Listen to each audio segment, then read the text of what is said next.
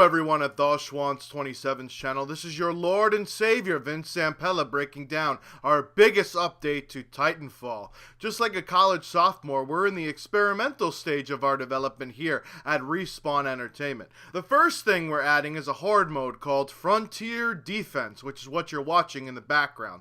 Since everyone was all giddy over the co-op reveal in Advanced Warfare, we decided that it would be a great time to release a horde mode of our own. Get in a team of 4 to fight off waves of different types of grunts, specters including kamikaze ones, and titans with mortars and nuclear ejection.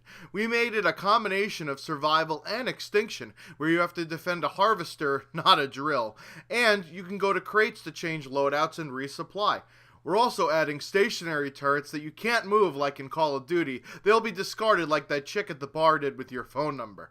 Oh, and since we're focused on casual fun, we're giving you plebeians retries in case you get overwhelmed, like procrastinating a deadline.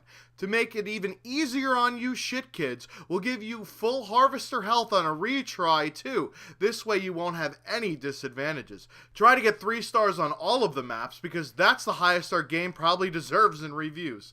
The other big change is to implement ranked play in all of our game modes. We're still working on the mysterious black box that all developers use to measure the metrics for how you will be ranked, but I promise it'll be more transparent than Vondahar's Black Ops 2 League play system of getting into Iron after going 5-0 in placement games.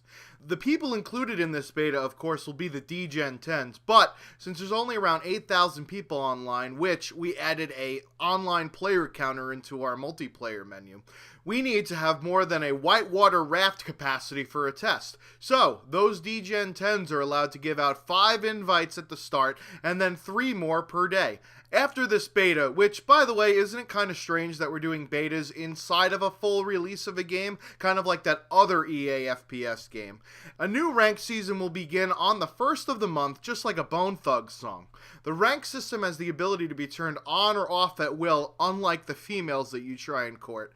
This is kind of like not recording your points for the day in Weight Watchers. You'll get a chip, and no, not an edible one, tank ass, that will track your progress. It will give you goals, kind of like the Wii Fit, but not as passive-aggressive if you're not up to snuff. Oh, and unlike Black Ops 2, we've got dedicated servers, so you won't get DDoS by shitstains trying to protect their rank. And so that we don't split up our paltry player base even further, there won't be a separate playlist for people sweating it out versus the casuals that play with the Xbox TV snapped whilst on the cell phone with your mom. Now, for the lesser things we added in terms of game modes, we're adding sudden death to capture the flag because just like in the NHL, nobody likes ties. We're going to be adding Deadly Ground, which is a variety playlist in which the floor is covered in electric smoke fog. Now you could play the kids game, The Floor is Hot Lava, in an adult-like way.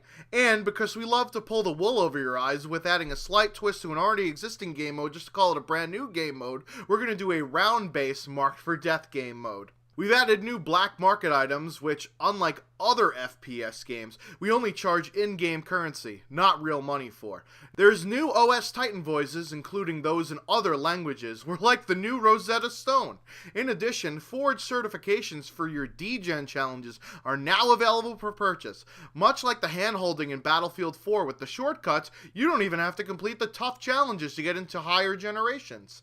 Don't worry, shit kids, you could feel special now too.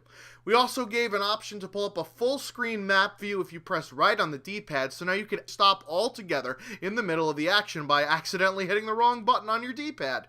We've got new trophies for all of you real gamers out there to get more score for your Xbox gamer tag. We've also reduced the loading times getting into and out of lobbies. Unfortunately, we can't reduce the exacerbated loading times of the user interface on the Xbox One, but we'll do the best on our end. And for all those people that say there's nothing to go for in our game, we've highlighted even more daily challenges so that there's depth and grind that's actually rewarding, unlike some other recently released FPS game. Oh, and we changed some music, but it's not a main bullet point like in the Call of Duty Ghost patch notes. I've spent way too much of my very important time talking about mundane shit, Michael.